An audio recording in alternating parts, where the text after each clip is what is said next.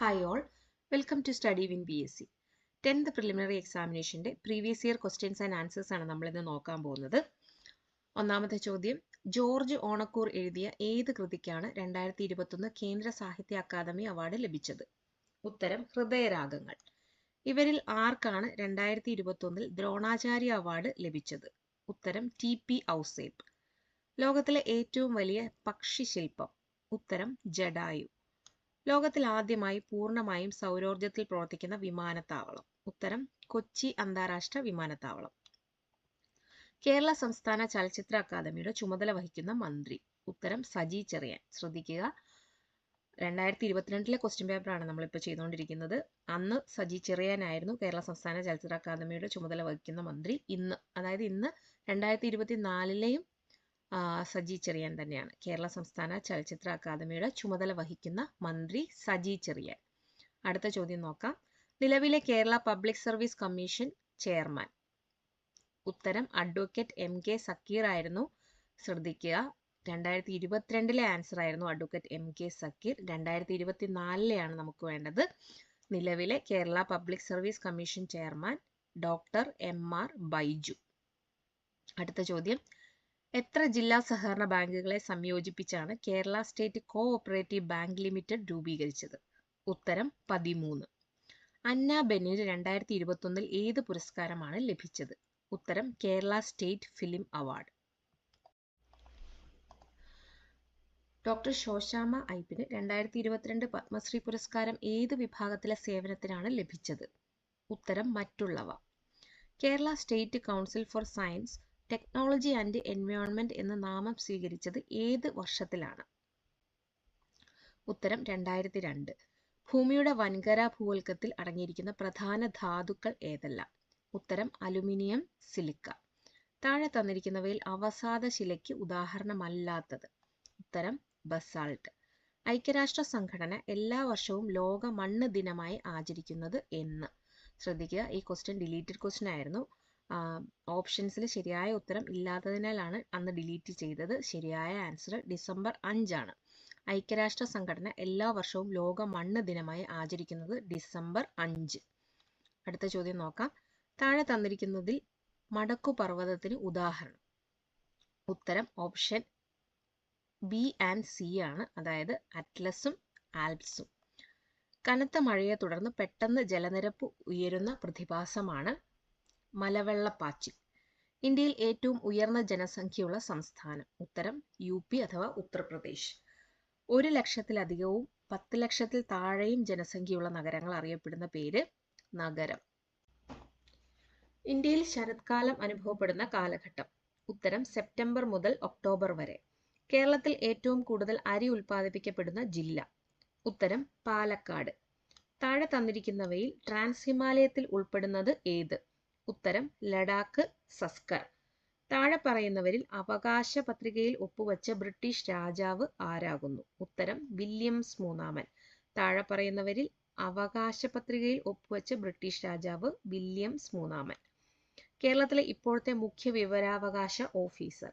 ശ്രദ്ധിക്കുക, നമ്മളിപ്പോൾ ചെയ്തുകൊണ്ടിരിക്കുന്ന 2022 ക്വസ്റ്റ്യൻ പേപ്പറാണ്. അന്നത്തെ ആൻസർ വിശ്വാസ് മേത്ത ആയിരുന്നു. ഇന്നത്തെ 2024 കേരളത്തിലെ ഇപ്പോഴത്തെ മുഖ്യ വിവരാവകാശ ഓഫീസർ വി ഹരി നായർ. അടുത്ത ചോദ്യം, ഇന്ത്യൻ ഫ്ലാഗ് കോഡ് പ്രകാരം VVIP വിമാനങ്ങളിൽ ഉപയോഗിക്കുന്ന പതാകയുടെ അളവ്? ഉത്തരം 450 mm by 300 mm.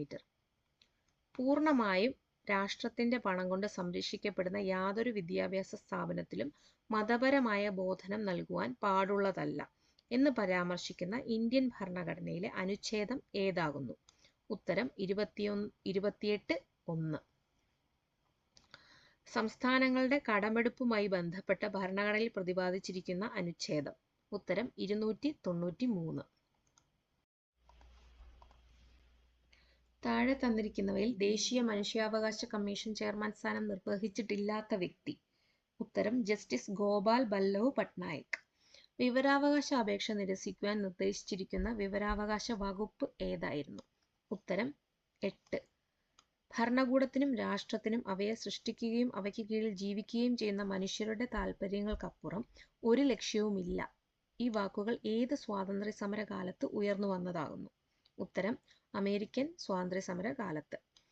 ശിശുവിന് വാത്സല്യം, സ്വാതന്ത്ര്യം, സമാധാനം, സമഭാവന, സഹാനുഭൂതി എന്നിവയിലൂന്നി വ്യക്തിത്വ വികസനം ഉറപ്പുവരുത്താൻ മാതാപിതാക്കൾക്കും സമൂഹത്തിനും ഉത്തരവാദിത്തമുണ്ട് എന്ന് പ്രഖ്യാപിച്ച UN പ്രമേയം അവതരിപ്പിക്കപ്പെട്ട വർഷം? ഉത്തരം 1989 നവംബർ 20. സംസ്ഥാന മനുഷ്യാവകാശ കമ്മീഷൻ എന്നത്? ഉത്തരം ഒരു ചെയർപേഴ്സണും 2 അംഗങ്ങളും ഉള്ളതാകുന്നു. ഇന്ത്യൻ നാഷണൽ കോൺഗ്രസ് രൂപീകരിക്കപ്പെട്ട വർഷം? ഉത്തരം 1885. മഹാത്മാഗാന്ധി ഇന്ത്യയിൽ നടത്തിയ ആദ്യത്തെ സത്യാഗ്രഹം ഏതായിരുന്നു? ഉത്തരം ചമ്പാരൻ സത്യാഗ്രഹം. ഇന്ത്യൻ നാഷണൽ കോൺഗ്രസിന്റെ 1929 ലാഹോർ സമ്മേളനത്തിന്റെ അധ്യക്ഷൻ ആരായിരുന്നു? ഉത്തരം ജവഹർലാൽ നെഹ്റു. സ്വതന്ത്ര ഇന്ത്യയിലെ സംസ്ഥാന പുനഃസംഘടനാ കമ്മീഷന്റെ അധ്യക്ഷൻ ആരായിരുന്നു? ഉത്തരം ഫസൽ അലി. ബംഗാൾ വിഭജനം നടത്തിയ വൈസ്രോയി ആരായിരുന്നു? ഉത്തരം കഴ്സൺ പ്രഭു. 1857 കലാപത്തിന് നാനാ സാഹിബ് നേതൃത്വം നൽകിയ സ്ഥലം ഏതായിരുന്നു? ഉത്തരം കാൺപൂർ. ഇന്ത്യൻ നാഷണൽ ആർമിയുടെ വനിതാ വിഭാഗത്തിന്റെ പേരെന്തായിരുന്നു? ഉത്തരം റാണി ഝാൻസി റെജിമെന്റ്. അടുത്ത ചോദ്യം നോക്കാം. സന്താൾ കലാപം നടന്ന പ്രദേശം ഏതായിരുന്നു? ഉത്തരം രാജ്മഹൽ കുന്നുകൾ. ചുവടെ തന്നിട്ടുള്ളതിൽ ബാലഗംഗാധര തിലകൻ ആരംഭിച്ച പത്രം ഏതായിരുന്നു? ഉത്തരം മറാത്ത. സ്വതന്ത്ര ഇന്ത്യ ബൊക്കോറോയിൽ സ്ഥാപിച്ച ഇരുമ്പുരുക്ക് വ്യവസായശാലയ്ക്ക് സഹായം നൽകിയ വിദേശ രാഷ്ട്രം ഏതായിരുന്നു? ഉത്തരം സോവിയറ്റ് യൂണിയൻ. സൈലന്റ് വാലി സ്ഥിതി ചെയ്യുന്ന ജില്ല ഏത്? ഉത്തരം പാലക്കാട്. ചുവടെ തന്നിട്ടുള്ളതിൽ കേരളത്തിന്റെ കിഴക്കോട്ടൊഴുകുന്ന നദി ഏത്? ഉത്തരം കബനി. കേരളത്തിൽ കർഷക ദിനമായി ആചരിക്കുന്ന ദിവസം ഏതാണ്? ഉത്തരം ചിങ്ങം 1. ശാസ്താംകോട്ട തടാകം സ്ഥിതി ചെയ്യുന്ന ജില്ല ഏത്? ഉത്തരം കൊല്ലം. ചുവടെ തന്നിട്ടുള്ളതിൽ രാജീവ് ഗാന്ധി ഖേൽരത്ന അവാർഡ് ലഭിച്ച മലയാളി കായിക താരം ആര്? ഉത്തരം KM ബീനാമോൾ. ചേറ്റുവ മത്സ്യബന്ധന തുറമുഖം സ്ഥിതി ചെയ്യുന്ന ജില്ല ഏതാണ്? ഉത്തരം തൃശൂർ. കേരളത്തിലെ ആദ്യത്തെ ജലവൈദ്യുത പദ്ധതി ഏതായിരുന്നു? ഉത്തരം പള്ളിവാസൽ. കേരളത്തിൽ നിലവിൽ എത്ര അന്താരാഷ്ട്ര വിമാനത്താവളങ്ങളാണ് ഉള്ളത്? ഉത്തരം 4. കേരള ആരോഗ്യ സർവകലാശാല സ്ഥിതി ചെയ്യുന്ന സ്ഥലം ഏതാണ്? ഉത്തരം തൃശൂർ.